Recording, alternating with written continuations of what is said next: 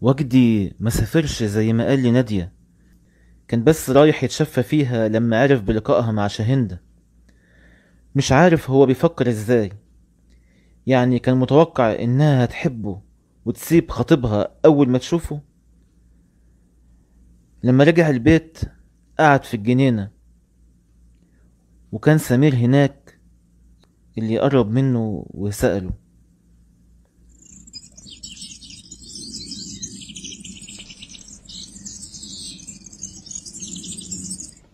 انت ما سافرتش ليه زي ما قلت؟ وهسافر ليه؟ عايز حاجة؟ قول بصراحة. لا، انا لما شفتك قاعد هنا قلت اجي نتكلم سوا. اتفضل اتكلم، ها؟ عندك ايه انت كمان؟ انا في وضع حرج بين ابوك وبين جلال. دلوقتي هيصحى ابوك ويقولي فين شاهندة ما جاتش ليه لحد دلوقتي، وانا في تصوري انها مش هتيجي.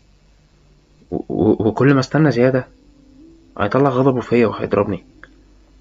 وجلال كمان حذرني انها لو جات البيت وخليتها تدخل هيقتلني الاول وبعدين يخلص عليهم. وانت ايه اللي حشرك في الموقف ده؟ انا ما حشرتش نفسي. انا خادم هنا، انسان لا حول له ولا قوة. هما اللي حطوني في الموقف ده. وبكرة هتجيني نوبة الصرع. بس نوبات الصرع محدش يقدر يحذر هتيجي امتى. انت بتحاول تلمح لحاجة معينة في كلامك. لو نفرض إن شاهندة جت البيت، أنا همثل إن عندي نوبة صرع، وبكده مش هيعمل لي جلال أي حاجة. يا جبان، انت اتفه من ان يقتلك جلال. أنت مش عارف غضبه، ده هيقتلني بلا تردد. وكمان في حاجة تانية. أبوك عرض على شاهندة نص ثروته لو رضيت تتجوزه، وأنا خايف على فلوسك. وأنت عارف إن والدك ما كتبش وصية لغاية دلوقتي، فمن الممكن إن بعد الجواز تاخد كل حاجة وما تكتفيش بالنص. قول لي بصراحة، انت ليه عايزني اسافر وابعد من هنا؟ بتخطط ليه؟ ايه اللي ناوي تعمله ايه ده؟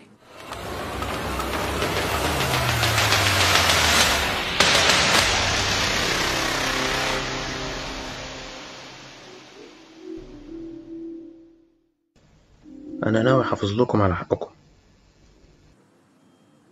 انا هسافر بكرة الصبح يا سيدي، كويس؟ سافر واطمن، المهم تكون بعيدة عن هنا. كل حاجة هتمشي تمام التمام.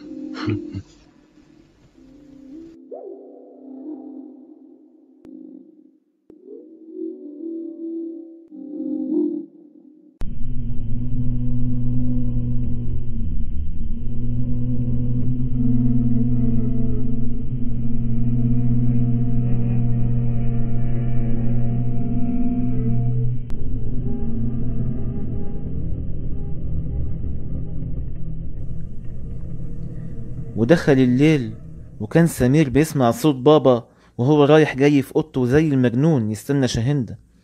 بينما كان جلال في الوقت ده في اوتيل شاهندة بيدور عليها. دخل المطبخ.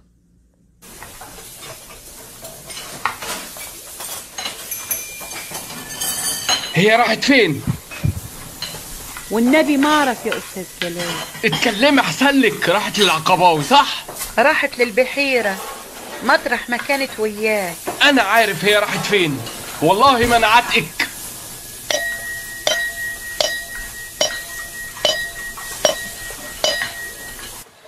سيب ايد الهون يا مجنون.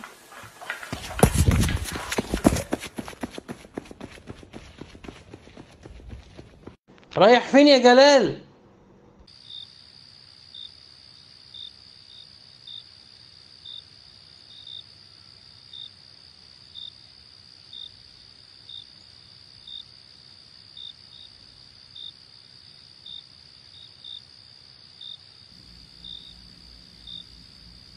وفي الليلة المشؤومة سمير مثل إن نوبة الصرع جاتله وعمل نفسه نايم.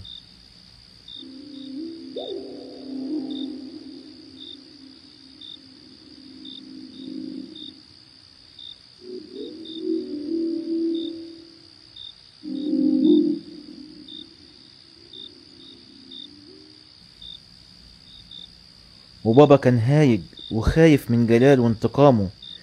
كان عنده أمل إن شاهندة هتختاره. عبدو عبدو، ايوه يا فندم.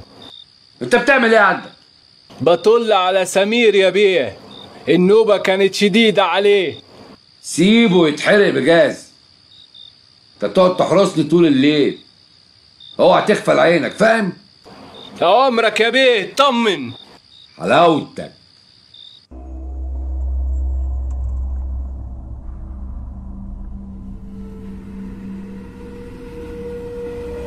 جلال كان وقتها بيدخل الجنينة وفي ايده ايد الهون من غير ما يعمل حس، وراح تحت شباك اوضة النوم.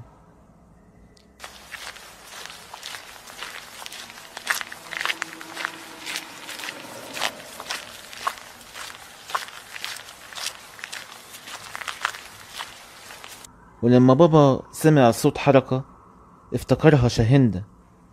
فتح الشباك وهو فرحان وفضل ينادي: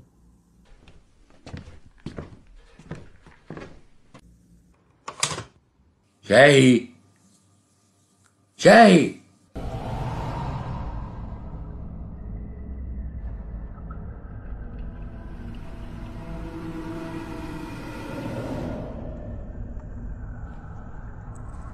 شاهي شاهي.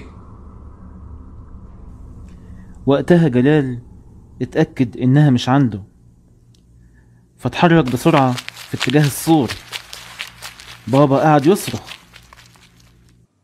عبدو عبدو عبدو.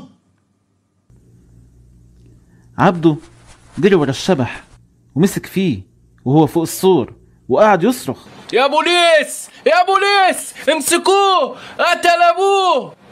وجلال من غير تفكير ضرب عم عبده بإيد الهون.